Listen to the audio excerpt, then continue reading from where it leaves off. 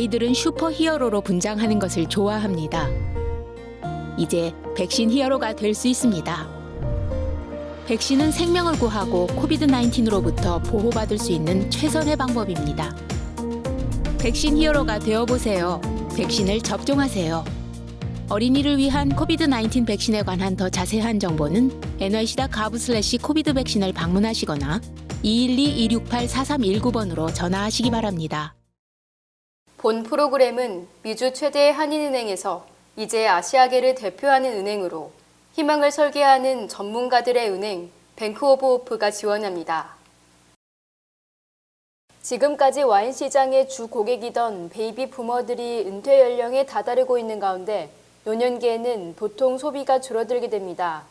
21세기가 시작될 무렵 성년이 된 밀레니얼 세대는 베이비 부머 세대보다 와인을 훨씬 적게 마시고 있어 와인 판매가 감소하면서 와인 업계가 고심에 빠지고 있습니다.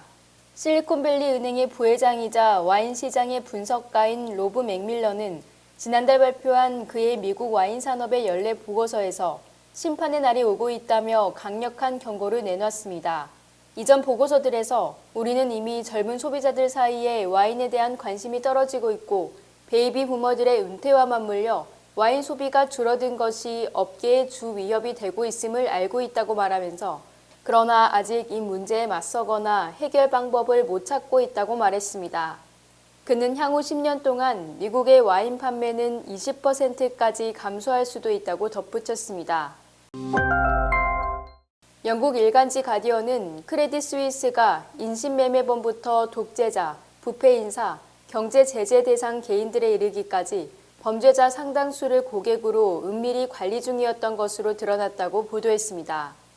내부 고발자에 의해 독일 일간지를 비롯해 가디언, 뉴욕타임스가 공유했다며 고객 가운데 범죄자 3만여 명을 공개했습니다. 이들이 크레딧 스위스에 맡긴 재산 규모는 1,000억 스위스 프랑에 달합니다. 계좌 보유자 가운데는 인신매매범도 있고 여자친구 살해를 청부한 억만장자도 있습니다. 또한 교황청이 소유한 은밀한 계좌도 공개됐습니다.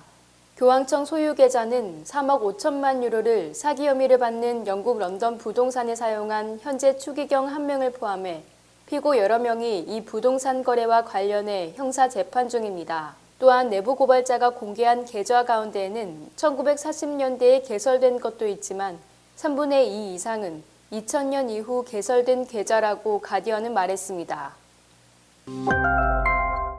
미국 내 애플스토어 6개 지점 소속 직원들의 급여 이슈로 노동조합 결성을 추진하는 것으로 알려지고 있습니다.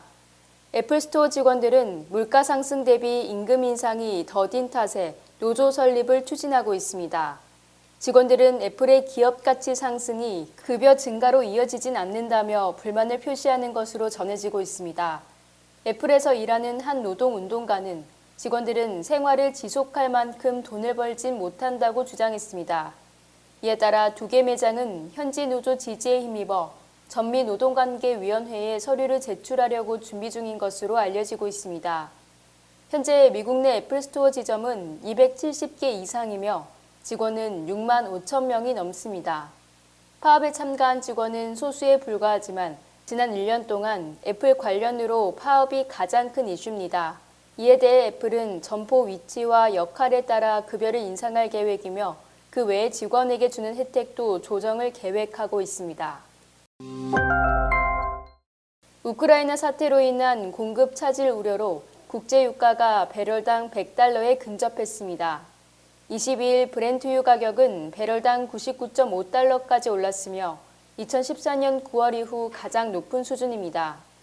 피델리티 인터내셔널 마이크 쿠리 투자이사는 국제유가가 $100를 넘길 수 있다고 전망했습니다. 그는 우크라이나 위기와 미국의 추운 겨울, 세계 원유가스 공급 투자 부족이 합쳐진 결과라고 분석했습니다. 세계 원유 소비량의 10%를 공급하고 있는 러시아는 유가에 주요한 영향을 미치는 플레이어라고도 했습니다. 한편 코로나19 확산 이후 수요가 늘며 원유 가격이 크게 뛰었고 우크라이나 사태가 이 같은 상승세를 부추기고 있습니다. 글로벌 유통업체인 아마존이 15년째 식료품 사업을 진행하고 있지만 여전히 시장 점유율이 미미하다는 지적이 나왔습니다. 리서치 업체 뉴머레이터에 따르면 작년 12월 미국 내 식료품 산업에서 아마존이 점유하는 비중은 2.4%에 불과한 것으로 나타났습니다. 반면 1위인 월마트는 18%에 달합니다. 아마존은 7,500억 달러에 달하는 미국 식료품 시장에서 거대 기업이 되기 위한 노력의 일환으로 프라임 나우, 프레시 등 다양한 서비스를 도입한 것으로 나타났습니다. 그럼에도 2021년 매출액은 2018년에 비해 하락했으나 임대 면적을 17%나 늘리는 등 아마존은 공격적으로 식료품 진출에 나서고 있습니다. 오랫동안 디지털 광고 업계의 확고한 선택지였던 페이스북이 애플이 도입한 새 사생활 보호 기능으로 광고 사업에 큰 타격을 입고 있다고 밝혔습니다.